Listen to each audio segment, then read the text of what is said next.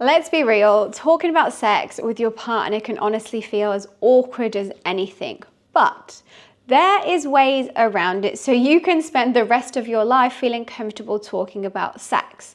I just want you to take yourselves back a little bit to when you were a child. What did you learn, just in general, when you were a child? So you learned how to brush your teeth, you learned how to ride a bike, maybe you learned how to fight with your brothers and sisters, and you learned how to jump. And so you have learned, for example, these 4 things at that phase in your life. And so as you go on through life, now you know how to jump, you know how to brush your teeth and the others. Can you see how there's a correlation between what we have learned and where we're at now? So if you would have learned in your younger years how to communicate and talk about sex, it would be so natural to you now. And I can use this and speak from experience. I went predominantly most of my teens, early 20s, so scared to talk about sex. I used to blush and get really red as my t-shirt and as red as my blouse back then because I was so embarrassed. I was so shameful. I used to get like a tight throat and not know what I'm saying. And so I have lived, I know exactly what it's like. And in this video, I'm going to share why this happens to us, but also really the practical tips that you can help yourself with to move on through. I used to avoid these conversations completely. Like if it didn't feel right in bed, I'd internalize it and tell myself maybe it's just me, maybe I'm just being too much or I'm too sensitive. But what I've learned, it's a skill. With personal healing, learning new skills and understanding who we are in our body, the quality of our sex life depends on the quality of our communication. And that means we've got to get uncomfortable with being comfortable. So to start off with, one of the biggest reasons why we feel uncomfortable to have those conversations is half of the time, we don't actually know what we want. So if someone's to ask us a question, let's use the example, okay, what do you want for dinner? You're like, oh, I don't mind this, or I don't know that. You're a little bit indecisive. If you really knew, you'd be like, okay, I'd love sushi tonight. I'd love to make pasta carbonara. That is being intentional and knowing yourself, not just waiting for someone else to make the decision for you. Don't get me wrong, we need a balance of both. But in this topic, the goal here, which is I'm saying, is you need to know yourself. So within this, what I want you to do this now together, grab a paper and pen or write it in your notes. I want you to write down 10 things that you love in the bedroom and that turns you on, that makes you feel good, such as I love my nipples being twisted, I love the back of my neck being rubbed, I love being kissed before any deep penetration. Really find yourself. I'm only asking for 10 things because I'm sure there is so many more. Write down those 10 things that you like in the bedroom. And now with that list, when you've created that list, pause this video if you need to or come back to it. That list, I want you to go and stand in front of the mirror and voice out loud those 10 things that you like about yourself. You can read it off your phone to start with. I want you to notice how uncomfortable it makes you feel. And I want you to notice how good it makes you feel. And just remember, this is a skill. So the first time you're doing it, obviously it's going to feel a little bit uncomfortable, but the more we do this, the more we become more open and receptive to our feelings and what we want. And then obviously this leads into being able to communicate this with our partner. So as you're voicing those down, I like my nipples being turned. Does it make you feel squeamish and cute? Does it make you feel excited? Does it make you feel embarrassed? And whatever it makes you feel, that is okay. I don't want you to judge yourself, to shame yourself, to feel even more uncomfortable than you already do. Just say it.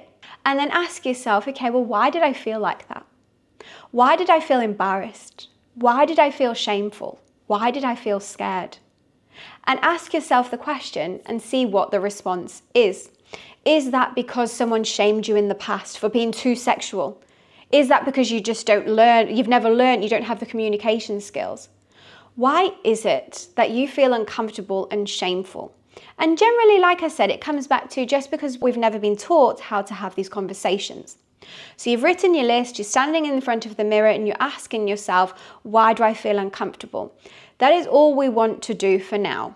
This exercise is naming the elephant in the room, which is a little bit of shame. Most of us were never taught to talk about sex. We were taught to stay quiet, to be a good girls, to prioritize everyone else's comfort over our own. So when we try to talk about what we want, it can feel so terrifying like we're doing something wrong. And that first step is just acknowledging it, not needing to judge it, to shame it. Okay, this is my reality, but I'm learning and navigating my way through. When you're standing in front of the mirror, if this is hard for you, say that.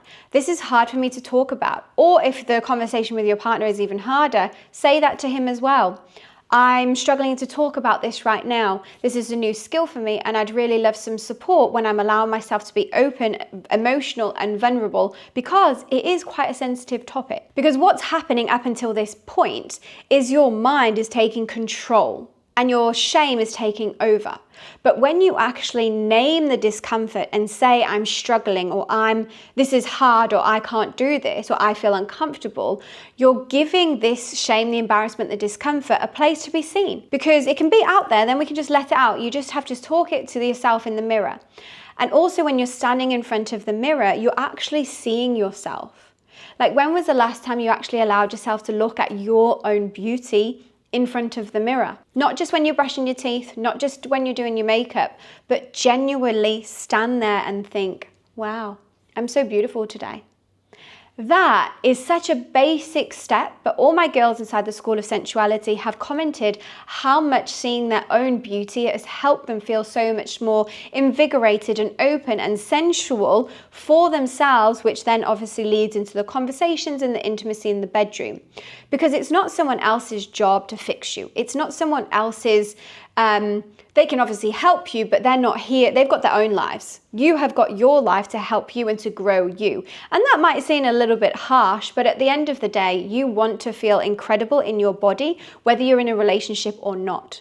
And this starts with exactly the exercise that I'm sharing here. Okay, so by now, hopefully you're a little bit more comfortable in what you like in your body. You've got a bit more understanding. And now we come into communicating this with your partner. I don't suggest having these conversations when you're in between the sheets, when you're in the thick of it. It's a conversation that you want to be having when you're in a calm moment. So like, you might need to ramp yourself up a little bit for this. You know how you feel. You've done the work in front of the mirror. You've seen yourself. You know what turns you on. Okay, you feel a lot more comfortable and confident to talk about sex.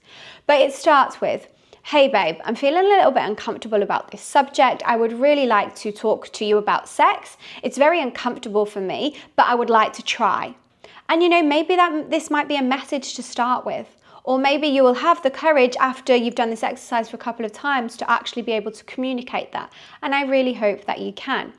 So you find a calm space where you can have those conversations. This is showing you, firstly, because you're watching this video, but this is showing that you care about yourself. You care about your body, your pleasure, and you care about your relationship.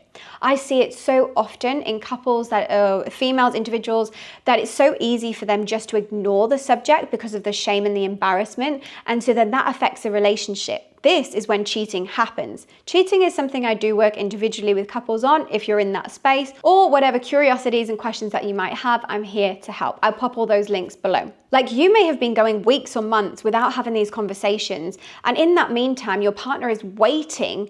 It's a human need. He has got needs. And so if you are dampening yourself down and holding yourself back from these opportunities, you don't know what's going to happen. But the best thing that I suggest for you is getting comfortable with the uncomfortable. I kind of went off on a little bit of a tangent there around cheating, but the reality is, if you're not having sex at home, where else is he going to get it from? You know, I see that so often with women withholding sex within themselves because of shame and embarrassment, or cultural beliefs, conditioning, society, what your mum told you, what your friend told you. But it's a pathway to be able to build a new skill to learn differently. And this is what I teach you inside more of the School of Sensuality. And so when you're having these conversations, when you've plucked up that courage, and I'm so proud of you that you already will do this, I want you to change that criticism into curiosity. So for example, it's often that we can come into a conversation and say, you don't do this, you never did this, you didn't go down on me, you don't kiss me like I want to. Instead, when you say this to a man, he is just going to shrink so much more because you're projecting him and you're blaming him. When, as a woman, what you want to do is invite him up and open, such as, I really like it when you kiss me like that. I really like when I was in the shower and you put your hand all over my back and rubbed the soap in with me. Whatever you tell a man, and if he feels like, oh, okay, she really liked that, it's natural instincts of a man to do more of it. But how does he know that? One, if you're not communicating, not talking about sex, and if he doesn't know what you actually like. I get it's really uncomfortable, it's really intimidating, but I'm proud of you for watching this video, and just know anything's possible to change. It's like, I really feel connected to me when you do X, Y, Z. I really love it when we spend time and do this, or before intimacy, before sex, I love. Allowing yourself to speak from I and coming out with, oh, okay, now we're in the curiosity of, I wonder what this could be like. I would love to try this. How do you think about this? Oh, I think this would really build our connection and intimacy deeper. How can you invite him into the question rather than blaming him and shaming him? Because the moment you blame and shame, there's a chance that he's going to find someone else who doesn't blame and shame him. And because he doesn't have the skills to communicate, he's going to get satisfied elsewhere. But we want to refrain from that, so we need to start now. Honestly, this one took me years. For a long time, I thought desire was selfish. I thought being a good partner meant being easy, low maintenance, and never asking for too much. But the truth is, when you suppress your desires, you disconnect from your aliveness. Talking about sex, feeling sex, it's not just about the sex. It's about your truth, your voice, your vitality, and your life force. So own it. Say what you crave, say what turns you on, even if it makes you crumble, because on the other side of that discomfort is so much pleasure. I tell my clients after they've had a beautiful night together is always to share one thing that they loved or they valued or they appreciated about the experience or the other person, kind of what I just touched on. But if you can intentionally do this, your body's awareness around the conversation of sex is going to be so much more. And so then you'll feel more comfortable having all these random conversations. But just remember, always doing it in a space when you feel calm and collected, not when there's stress flying around, because that's probably when we can get into a bit of like discomfort more than we actually need to. There's a chance that your partner might feel a little bit defensive or shameful or feel like you're blaming them. And this might happen in whatever scenario complex you're talking about. Remember, this is a lifelong thing. It's not just a one in the moment. And just remember that his perceptions, his view is not yours. You are doing the best that you can to speak up with the ability that you have in this moment. If it's as small as a little text saying, oh, hey babe, I like it when you pulled my hair last night, pride yourself for it. If it's a full-blown hour conversation of what you like, what you don't like, what you've been faking, what you're not turned on by, have that. And always praise yourself. We forget sometimes to actually give ourselves that love and that praise that we really deserve because we're always focused on everyone else. Sex is an intimate part of life. You need to have this vitality in your own body racing and running for yourself first, and then bring that into your relationship. It's not just in the bedroom or your marriage or your relationship. It's how you walk, how you talk, how you show up in life. Because if you can communicate the most uncomfortable things in the bedroom, you are opening your voice and allowing your little cute girl inside to speak, to have a space to communicate what she needs, what she wants, what she loves, what she desires, what she doesn't. And then in other areas of life, you're building a skill. So even in the bedroom, in those most vulnerable times, you may have a job interview or like buying a new car and you really want a good deal. If you're holding your voice, if you're holding your desires down, you're not going to come into the space of feeling the best you can because you're shutting yourself off. Make sense? Sex is meant to be fun, it's playful, it's a game. If you are struggling to connect to your own body, I suggest that you come into the School of Sensuality, where you can learn through guided exercises and practices and pleasure, fun, to connect to your body first. That's going to help you to communicate.